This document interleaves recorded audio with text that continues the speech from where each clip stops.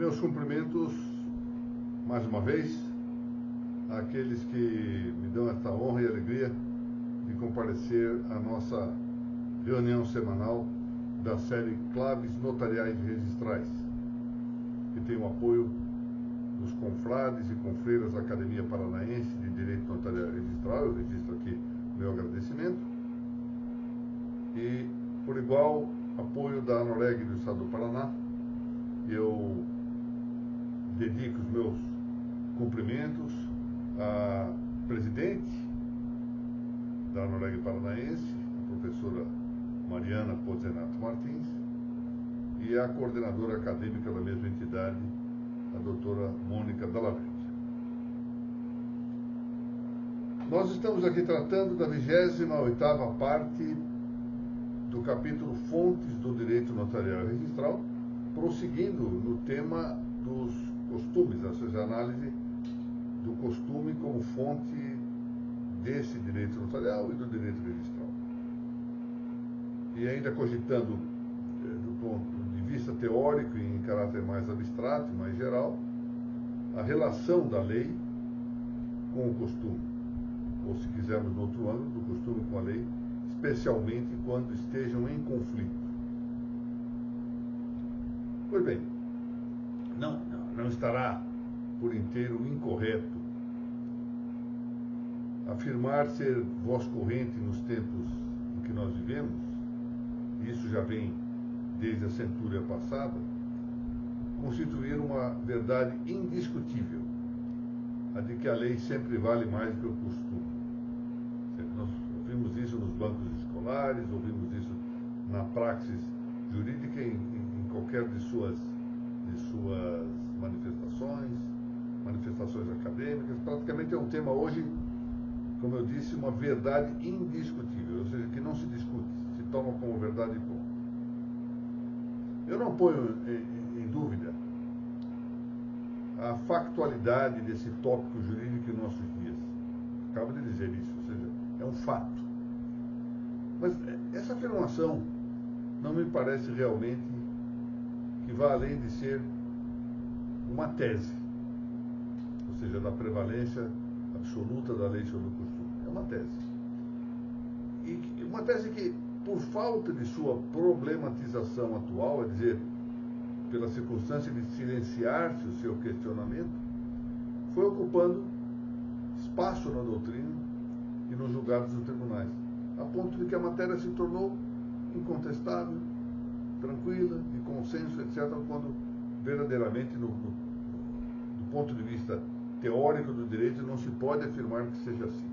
Ou seja, não é indiscutível. Eu acho que precisamos considerar as várias correntes que razoavelmente conflitam acerca desse tema. Esse tópico, na verdade, de prevalência da lei sobre o costume, nem sempre se acolheu na vida jurídica.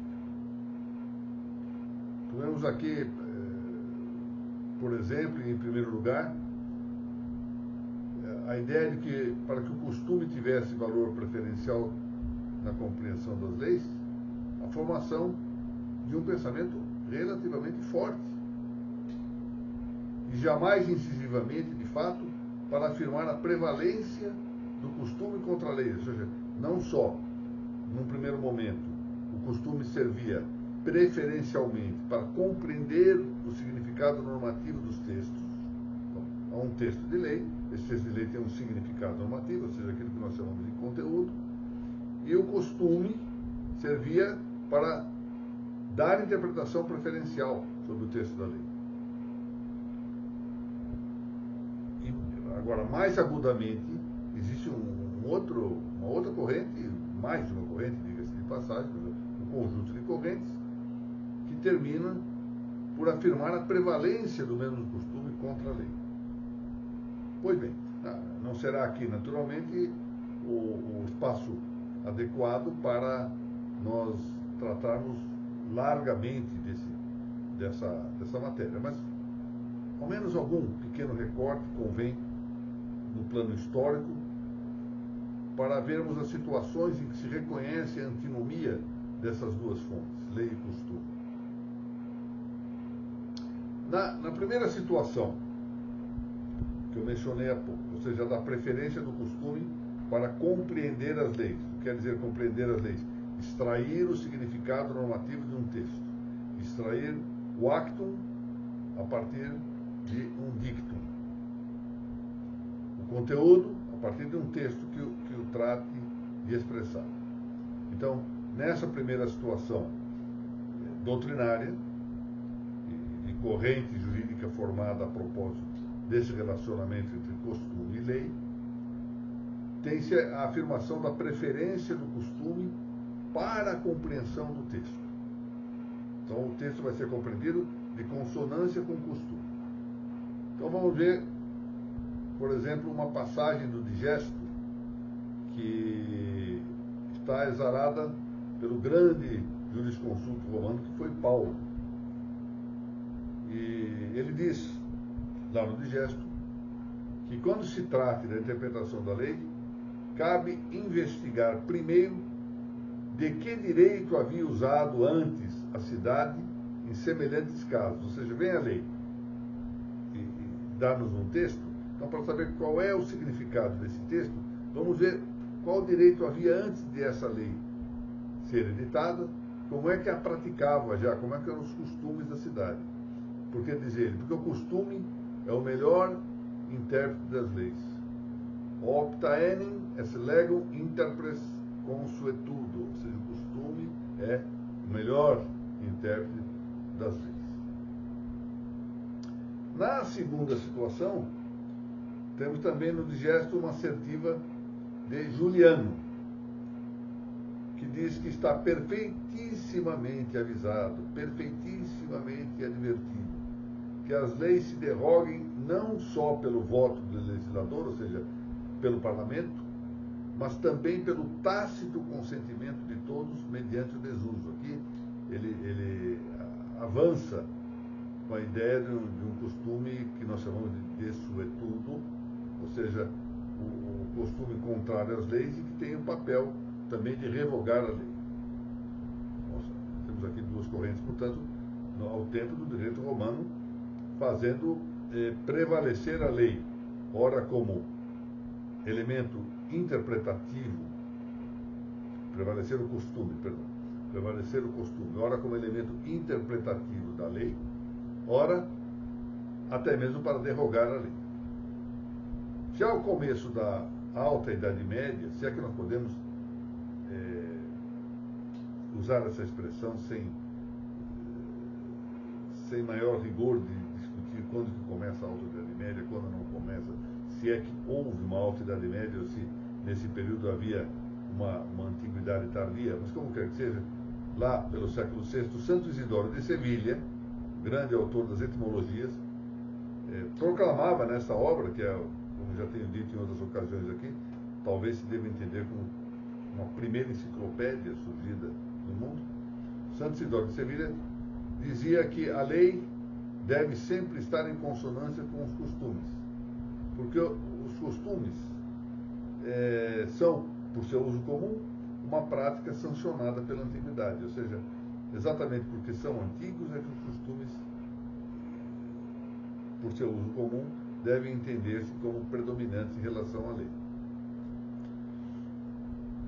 Mais adiante, agora já no século XIII, perdão, no século XII, um século antes disso, século XII, coube a São Raimundo de Peñafort, ou Peñafort, que é patrono dos notários. São Raimundo de Peñafort é patrono dos notários. Dizia ele, no século XII, que para julgar sobre a prevalência do costume ou da lei, deveríamos considerar tanto a racionalidade quanto a generalidade do costume. De modo que fosse o costume geral e racional, ele revogaria a lei. E aí podíamos também avançar não só pela racionalidade, mas também pelo confronto entre generalidade e especialidade, para fazer prevalecer o costume em dadas situações. Nesse sentido, João Balheiro Goitisolo comenta as regras indicadas por São Raimundo de Peñafort, ou Peñafort. João Balheiro, a quem nós temos muitas vezes aqui tratado de inferir, nessa obra, que eu também já mencionei mais de uma vez, Metodologia de las Leyes. Aí está. Essa é uma obra publicada em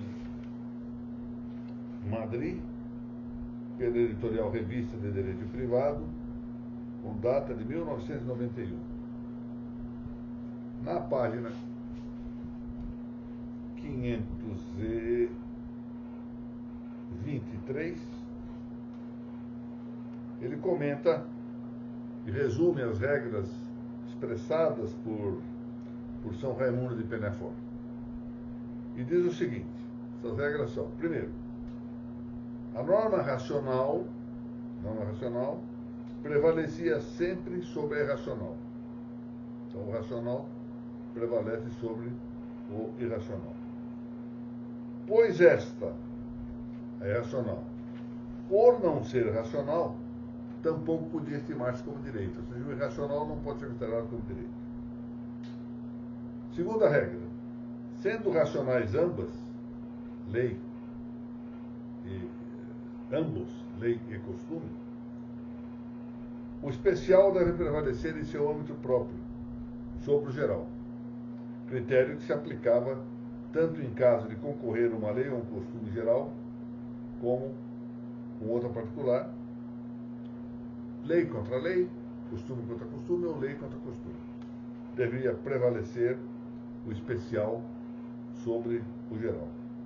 E terceira regra: em igualdade de racionalidade e generalidade, isso que é importante aqui, o costume derroga a lei, e não o revés, não é derrogado o costume por ela.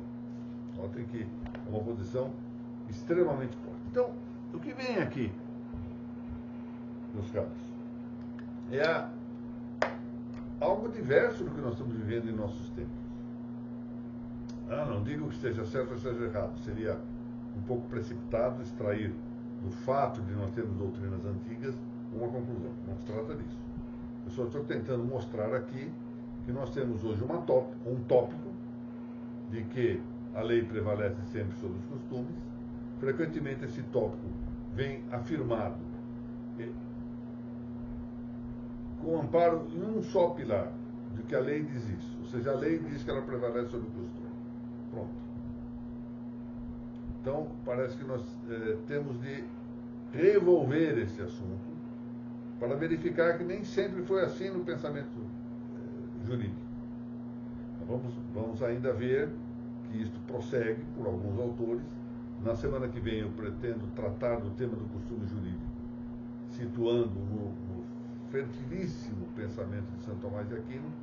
Mais adiante vamos ver o que ocorreu no mundo moderno e eventualmente com algumas incursões no plano contemporâneo, e os senhores depois terão um material para examinar se esse tópico que está em vigor, essa afirmação que dá por indiscutível a prevalência da lei sobre o costume, se é realmente a melhor posição, ou se é algo, pelo menos, indiscutível, como se afirma com frequência em nossos tempos. Bom, muito bem. Por hora, portanto, com a previsão de que na semana que vem examinaremos o tema do costume no pensamento de São Tomás de Aquino, eu julgo que a explanação de hoje deve encerrar-se. Eu quero mais uma vez agradecer a todos aqueles que participaram desta nossa exposição, bem como agradecer e cumprimentar a presidente da Noregg do Paraná, doutora Mariana Pozenato Martins, coordenadora acadêmica dessa entidade, doutora Mônica Dallavec, e lembrar que eu devo, no final de março, início de abril, visitar Curitiba para participar de um evento na Escola Judicial e, igualmente, da assinatura do convênio que se fará entre o CENOR, o Centro de Estudos Notariais e Registrais, da Faculdade de Direito da Universidade de Coimbra, estará ali representado pela professora Mônica Jardim, e a Academia Paranaense de Direito Notarial e Registral. Muito bem, eu mais uma vez agradeço muitíssimo a todos e nos vemos a semana que vem, se Deus assim